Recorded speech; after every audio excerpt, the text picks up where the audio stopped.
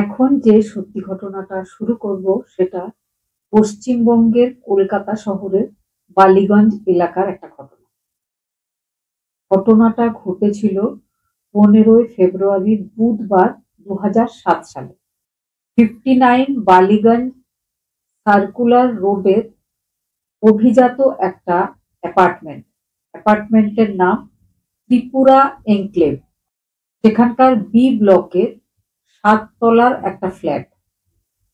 সকালবেলায় 10টার সময় সেই ফ্ল্যাটের সামনে এসে দাঁড়িয়েছিল ওই ফ্ল্যাটের হেল্পিং হ্যান্ড রাধা, আর সঙ্গে দাঁড়িয়েছিল ওই ফ্ল্যাটের ড্রাইভার, যার নাম ছিল আইয়ুব খান। তারা বারবার দরজায় নক করছিল, কিন্তু দরজা ভেতর থেকে খুলছিল না। তারা আশ্চর্য এই জন্য হয়েছিল যে প্রত্যেক দিন তারা আসার আগেই ফ্ল্যাটের দরজাটা খুলে রাখে ওই বাড়ির রাত দিন কাজের লোক নিক্কু যাদব, যার বয়স 25 বছর। সে 8 বছর ধরে ওই ফ্ল্যাটে কাজ করে। এবার বলি ওই ফ্ল্যাটটা কার। ওই ফ্ল্যাটটা হচ্ছে আশিস মোহন লুথরা, একজন কোটিপতি বিজনেসম্যান, আর তার স্ত্রী রবীন্দ্র কর লুথরার। বর্তমানে হাজবেন্ড আশিস মোহন ভাইজ্যাক গেছেন। তিনিও সকাল থেকে বারবার নিজের স্ত্রীকে কন্ট্যাক্ট করার চেষ্টা করেছেন, কিন্তু স্ত্রী রবীন্দ্র ফোন রিসিভ করেনি। তাই তিনি নিজের ড্রাইভার আইয়ুবকে পাঠিয়েছিলেন নিজের এক বন্ধুর বাড়িতে। বন্ধুর নাম সুদেশ। অন্য আর এক বন্ধুর বাড়িতেও তিনি কল করেছিলেন। সেই বন্ধুর নাম প্রদীপ তলওয়ার, তার স্ত্রীর নাম সুনীলা তলওয়ার। এই সমস্ত ঘটনা জানার পর সুদেশ, সুনীলা, প্রদীপ সবাই ওই ফ্ল্যাটের সামনে এসে পৌঁছেছিল। তারা সবাই মিলে আলোচনা করে ঠিক করে যে উপরে গিয়ে ছাদ দিয়ে ব্যালকনিতে নেমে একটা রাস্তা রয়েছে ওই ফ্ল্যাটে ঢোকার, সেইভাবে ফ্ল্যাটের ভেতরে যাওয়া হবে। সেটাই করা হয়। ফ্ল্যাটের ভেতরে পাঠানো হয় ড্রাইভারকে।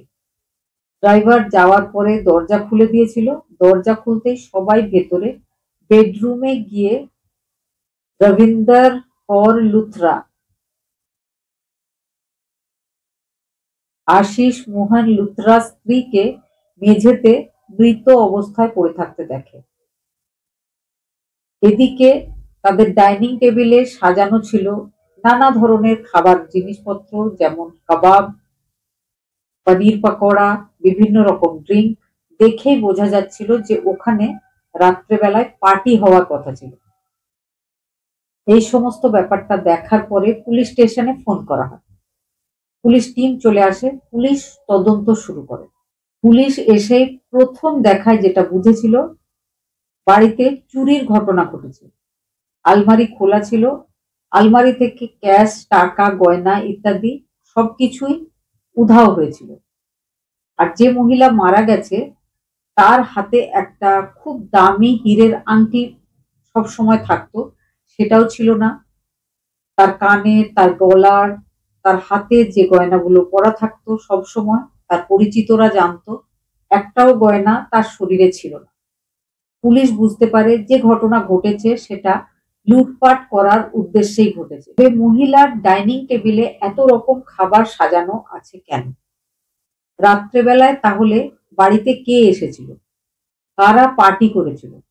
তাহলে কি মহিলার বিবাহ বহির্ভূত কোনো সম্পর্ক আছে যে মহিলার সাথে এই ঘটনা ঘটিয়েছে? পুলিশের প্রাথমিকভাবে সেটাই মনে হয়েছিল। ধীরে ধীরে তদন্ত শুরু হয়। মহিলার বডিটাকে ফরেন্সিক ল্যাবে পাঠানো হয়। মহিলার নখের মধ্যে ময়লা দেখা যায়।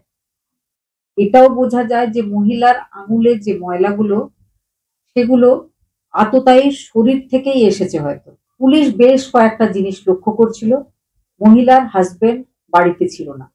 মহিলার বাড়ি থেকে সমস্ত গয়না, টাকা পয়সা ইত্যাদি উধাও হয়েছিল। রাধা নামের যে কাজের মেয়ে তাদের বাড়িতে সারাদিন থাকতো, তাকে রাত্রিবেলায় 8:30টার সময় প্রত্যেক দিনের মতো 14ই ফেব্রুয়ারি ছুটি দেওয়া হয়েছিল।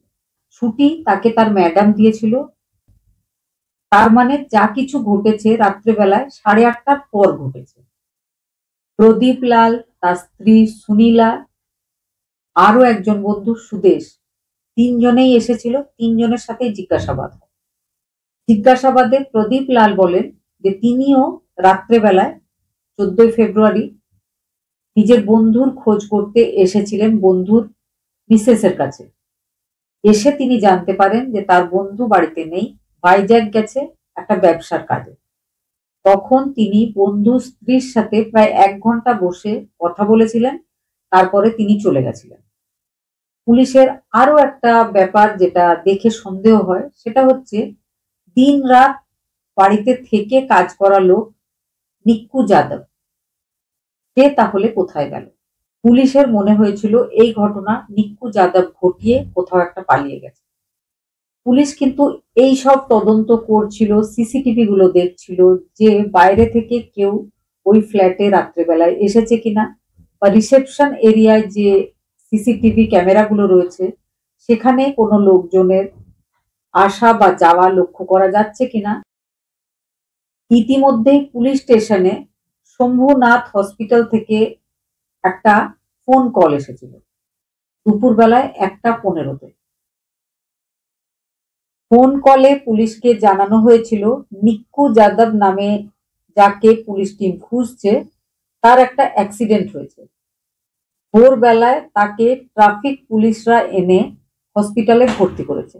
তাড়াতাড়ি ইন্সপেক্টর নিজের টিম নিয়ে শম্ভুনাথ হসপিটালে গিয়ে পৌঁছায়। ডাক্তারকে তারা জানায় যে তারা নিক্কু যাদবের জিজ্ঞাসাবাদ করতে চায়, কিন্তু ডাক্তার বলেছিল নিক্কু যাদব আজকেই ভোরবেলায় তার অ্যাক্সিডেন্ট হয়েছে, মাথায় কোনো ভারী জিনিস দিয়ে আঘাত লেগেছে, সে রাস্তায় মুখ ঠুকে পড়েছিল, তখন ট্রাফিক পুলিশ তাকে এনে শম্ভুনাথ হসপিটালে ভর্তি করেছে। এক্ষুনি সে অসুস্থ আছে, তার জিজ্ঞাসাবাদ করা যাবে না। পুলিশ টিম সেখানেই বসে অপেক্ষা করতে শুরু করে। রাত্রেবেলায় 8:30টার সময় নিক্কু যাদবকে জিজ্ঞাসাবাদ করার সুযোগ পায় পুলিশ টিম। নিক্কুকে থানায় নিয়ে আসা হয়, তারপর শুরু হয় তার জিজ্ঞাসাবাদ। জিজ্ঞাসাবাদে নিক্কু জানিয়েছিল যে রাত্রেবেলায় 9টার সময় ম্যাডামের হাজবেন্ডের বন্ধু প্রদীপ এসেছিলেন, যেটা কিন্তু প্রদীপ ও জিজ্ঞাসাবাদে পুলিশকে জানিয়েছিল।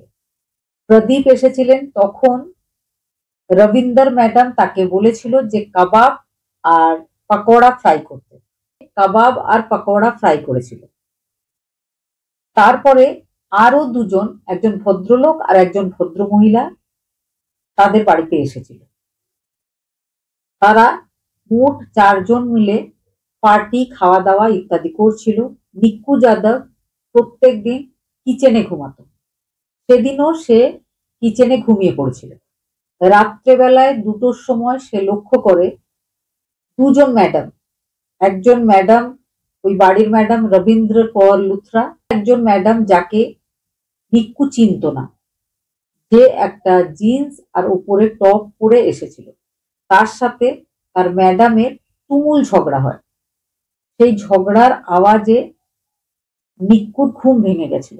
কিছুক্ষণ তাদের ঝগড়া চলে, আবার নিক্কু যাদব ঘুমিয়ে পড়েছিল। পরে যখন তার ঘুম ভেঙেছিল তখন সে দেখেছিল তার ম্যাডাম আর যে একজন ভদ্রলোক, একজন ভদ্রমহিলা এসেছিল, সেই ভদ্রলোক আর ম্যাডাম নিজের বেডরুমে গিয়ে দরজা লক করেছিল। তখন যে বাকি 2 জন ছিল, মানে প্রদীপ আর ওই ভদ্রলোকের সাথে যে মহিলা এসেছিল, তাদেরকে আর নিক্কু দেখতে পায়নি, তারা হয়তো আগেই চলে গিয়ে থাকবে। নিক্কু প্রায় প্রত্যেক দিন ভোরবেলায় উঠে পুজোর জন্য ফুল আনতে যায়। সেদিনও সে নিজের সাইকেল নিয়ে পুজোর ফুল আনতে যাচ্ছিল। এমন সময় হঠাৎ করে পেছন থেকে তাকে একটা বাইক এসে ধাক্কা মারে। তার মাথাটা গিয়ে ঠুকে যায় একটা ল্যাম্প পোস্টে। সে মুখ ঠুকে পড়ে যায়। তারপর তার আর কিচ্ছু মনে নেই। তারপর যখন তার জ্ঞান আসে তখন সে নিজেকে শম্ভুনাথ হসপিটালের বেডে পেয়েছিল। এই সমস্ত কথাগুলো পুলিশ টিমকে সে জানায়। পুলিশ টিম সারা দিনের ইনভেস্টিগেশনে একদম ক্লান্ত হয়ে গেছে। এবার তারা ঠিক করে যে আজ এই থাক, কাল থেকে আবার দেখা যাবে যে ম্যাডামের সাথে রাত্রেবেলায় যে ভদ্রলোক তার বেডরুমে ভেতরে ছিল সারা রাত, এই ঘটনাটা হয়তো সে ঘটিয়েছে। এবার দেখতে হবে যে ওই ভদ্রলোকটা আসলে কে ছিল। এই কথা ভেবে মিক্কুকে এবার বলা হয় যে তুমি নিজের বাড়ি যেতে পারো। মিক্কু যখন বাড়ি যাওয়ার জন্য উঠে দাঁড়িয়েছে, ইন্সপেক্টর মিক্কুর কাঁধে হাত দিয়ে তাকে বলেন যে তোমাকে হয়তো কালকে আবার আসতে হবে, তোমার শরীরটা খারাপ, তুমি অনেক চোট পেয়েছো, কিন্তু দরকার হয় গাড়ি পাঠিয়ে দেওয়া হবে, তুমি কিন্তু চলে এসো, কারণ আরো যে ইনভেস্টিগেশন হবে তার জন্য তোমাকে খুব দরকার। আর তুমি যে ভদ্রলোককে তোমার ম্যাডামের সাথে তার বেডরুমে সারা রাত থাকতে দেখেছো, সেই ভদ্রলোককে চিনতে পারবে কিনা। নিক্কু বলেছিল সেই ভদ্রলোককে যদিও সে প্রথমবার দেখেছিল, তাও কিন্তু সে মনে রেখেছে সে চিনতে পারবে। এই সমস্ত কথা বলার পর তার পিঠে হাত দিয়ে পুলিশ ইন্সপেক্টর তাকে সহানুভূতি জানাতে চাইছিলেন যে তুমি এত ব্যথা পেয়েছো, তাও তোমাকে আমরা এতক্ষণ থানায় আটকে রাখলাম। এই কথা বলে তিনি যখন তার কাঁধে হাত দিয়েছেন, সে কাতর স্বরে আহ বলে ওঠে। পুলিশ বলে তোমার তো সামনের দিকে আঘাত লেগেছে, মুখে মাথায়, তাহলে পেছনে হাত দিলে তুমি এইভাবে ব্যথা পেলে কেন, বা ব্যথায় কাতর স্বরে আওয়াজ করলে কেন। তখন সে বলে ওটা আপনি বুঝবেন না, ওটা অনেক পুরনো আঘাত। মিকুকে পুলিশ বলে যে তুমি জামা খোলো, আমরা তোমার পুরনো আঘাতটা দেখতে চাই। মিকু প্রথমে রাজি হয়নি, তখন পুলিশের সন্দেহ বেড়েছিল। জোর করে মিকুর জামাটা খোলানো হয়, তখন দেখা যায় প্রচুর মুখের আঁচড়ের দাগ রয়েছে। এবার পুরোপুরি সন্দেহটা গিয়ে পড়ে মিকুর ওপর। মিকুকে আবারও জিজ্ঞাসাবাদে বসানো হয়। তারপরে মিকু যেটা বলেছিল সেটা হচ্ছে মিকু 8 বছর ধরে ওই ফ্যামিলিতে কাজ করছে, বাকি জীবনটাও তার হয়তো এইভাবে কাজ করে করে একটু একটু করে টাকা রোজগার করতে গিয়ে কেটে যাবে, কিন্তু সে এক ঝটকায় বেশি টাকা রোজগার করতে চাইছিল, যাতে তারপরে তার জীবন সুখের হয়। সে ভেবেছিল যখন স্যার বাড়িতে থাকবে না, বিজনেস ট্রিপে বাইরে যাবে, তখন সে এই ঘটনা ঘটাবে। আগে থেকেই সে কুকুরের গলায় যে বেল্ট থাকে সেরকম একটা বেল্ট জোগাড় করে রেখেছিল। ঘটনার দিন সত্যি সত্যি রবীন্দ্র লুথরার যে ফ্যামিলি ফ্রেন্ড প্রদীপ তলওয়ার তিনি এসেছিলেন। 1 ঘন্টা নিজের বন্ধু স্ত্রীর সাথে কথা বলেছিলেন, তারপরে তিনি চলে গেছিলেন। তারপরে কিন্তু আর কেউ আসেনি ওই বাড়িতে। এ সমস্ত বানানো গল্প মিক্কু যাদব পুলিশকে শুনিয়েছিল। তারপরে তার ম্যাডাম খাওয়া দাওয়া করে যখন নিজের বেডরুমে ঘুমাতে চলে যায়, হঠাৎ করে সে হাতে বেল্টটা নিয়ে ম্যাডামের ডোরে নক করে। ম্যাডাম ভাবে হয়তো নিক্কুর কোনো দরকার। তিনি যেই দরজাটা খুলেছিলেন, নিক্কু তার ওপর ঝাঁপিয়ে পড়ে কুকুরের গলার বেল্ট দিয়ে তার ম্যাডামের গলায় ফাঁস লাগিয়ে তাকে মেরে ফেলা হয়। তারপরে সে কিচেনে যায়। কিচেনে গিয়ে সে চিকেন কাবাব, পনির পকোড়া তৈরি করে, টেবিলে সাজায়, বিভিন্ন রকম ড্রিঙ্ক সে গ্লাসে ঢেলে রাখে। মিকু যাদব প্ল্যানিং করে এমন পরিবেশ তৈরি করার চেষ্টা করছিল যেটা দেখে মনে হবে যে তার ম্যাডাম 14 ফেব্রুয়ারিতে নিজের কোনো প্রিয়জনের সাথে পার্টি করছিল। দুটো গ্লাসে সে বিভিন্ন রকম ড্রিঙ্কও সাজিয়ে রেখেছিল। তারপরে সে অপেক্ষা করতে শুরু করে ভোর হওয়া। ভোর হলে যেমন সে ফুল কিনতে যায়, সে ফুল কিনতে গেছিল। তার আগেই ঘরের সমস্ত ক্যাশ, দামি দামি সোনা গয়না, সমস্ত জিনিসপত্র নিয়ে সে ফ্ল্যাটের ডোর লক করে বাইরে বেরিয়ে গেছিল। সে রাতারাতি বাইরে পালাবার চেষ্টা করেনি, কারণ তাহলে লোকজন তার উপর সন্দেহ করবে। রিসেপশন অফিস বা সিকিউরিটি গার্ড সবার সন্দেহ হবে যে নিক্কু এত ভোরবেলায় যাচ্ছে কেন। প্রত্যেকদিন যেমন টাইমে সে বের হয়, ঠিক সেই টাইমে সে বেরিয়ে গেছিল। রাজপথে সে নিজের ওই চোরাই মাল ভর্তি ব্যাগটা এক বন্ধুর দোকানে রাখতে দিয়েছিল। তাকে চটের ব্যাগটা হাতে দিয়ে বলেছিল খুব দরকারি জিনিসপত্র আছে, যত্ন করে রেখে দিতে। সে কয়েকদিন পরে এসে নিয়ে যাবে। বন্ধুও যত্ন করে একটা সেফ জায়গায় নিক্কু যাদবের চটের ব্যাগ রেখে দিয়েছিল। সে কিন্তু খুলেও দেখেনি যে ওই ব্যাগটার ভেতরে কি রয়েছে। পরবর্তীকালে যখন নিক্কু ধরা পড়েছিল, তখন সেই ব্যাগ থেকে সমস্ত চুরি যাওয়া জিনিসপত্র উদ্ধার হয়েছিল। সে পুলিশকে এটাও জানায় সে সমস্ত জিনিসপত্র, টাকা ইত্যাদি নিয়ে পালালে পুলিশের পুরো সন্দেহটা তার উপর পড়বে আর তাকে খোঁজার প্রচুর চেষ্টা করা হবে। তার থেকে ভালো তাকে এমনভাবে নাটক করতে হবে যাতে পুরো সন্দেহটা গিয়ে অন্য কারোর উপর পড়ে। সে ব্যাপারটাই সে এই পর্যন্ত ঘটিয়েছিল। কিন্তু পেছন থেকে বাইক এসে তাকে ধাক্কা মেরেছে, এই ব্যাপারটাও সে বানিয়ে বলেছিল। সে সাইকেল নিয়ে এসে নিজেই ল্যাম্প পোস্টে ধাক্কা মারে, নিজের মাথায় আঘাত আনে, আনার পরে রাস্তায় শুয়ে পড়ে। ট্রাফিক পুলিশরা তাকে নিয়ে গিয়ে হসপিটালে ভর্তি করে। পুলিশ কিন্তু তাকেই আততায়ী ভেবে তার খোঁজ করছিল।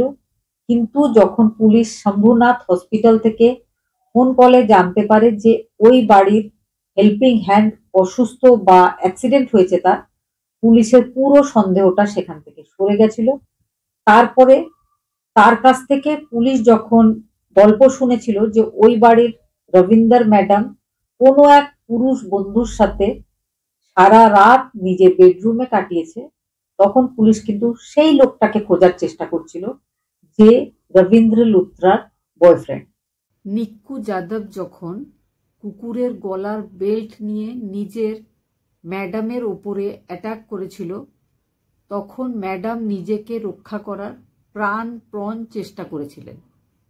তার নখ দিয়ে নিক্কুর পিঠে আঁচড় কেটেছিলেন, কিন্তু শেষ রক্ষা হয়নি। ম্যাডামের নখের মধ্যে নিক্কুর শরীরের নোংরা আর চামড়ার কিছু অংশ উঠে ভেতরে ঢুকে থেকে গেছিল। পরবর্তীকালে টেস্ট হয়ে সেই টেস্ট রিপোর্টটাও নিক্কুর পিঠের চামড়ার সাথে মিলে গেছিল। এবার পুলিশ পুরো কনফার্ম হয়ে যায় যে এই যে ঘটনাটা ঘটেছে সেটা ঘটিয়েছে নিক্কু যাদব। 14 ফেব্রুয়ারি 2007 নিক্কু যাদব যে বাড়িতে কাজ করত সেই বাড়ির মিসেস লুথরার সঙ্গে এই নির্মম ঘটনা ঘটিয়েছিল। তারপরে নানা রকম প্ল্যানিং করেছিল, কিন্তু শেষ রক্ষা হয়নি। 15 তারিখ গভীর রাতে পুলিশ টিম তাকে দোষী বলে প্রমাণিত করে ফেলে। পরবর্তীকালে 2014 সালে হাইকোর্ট থেকে তাকে মৃত্যুদণ্ডের আদেশ দেওয়া হয়েছিল। ঘটনাটা শোনার পরে কি মনে হয়েছে অবশ্যই কমেন্টে জানাবেন। খুব ভালো থাকবেন, সুস্থ থাকবেন। আবার চলে আসবো কোনো এক নতুন সত্যি ঘটনা নিয়ে।